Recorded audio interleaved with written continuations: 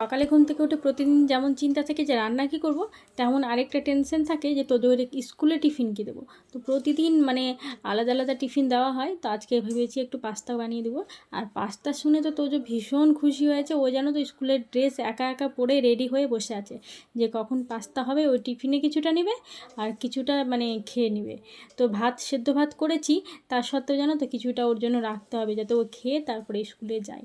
তো দাঁড়াও তোমাদের সাথে শেয়ার করছি। আর আজকে পাস্তাটা আমি একদম নর্মালি করেছি, শুধু ডিমের ভুজিয়া করে আর শুধু পাস্তা দিয়েছি। ও যেহেতু সবজি খুব একটা খেতে চায় না।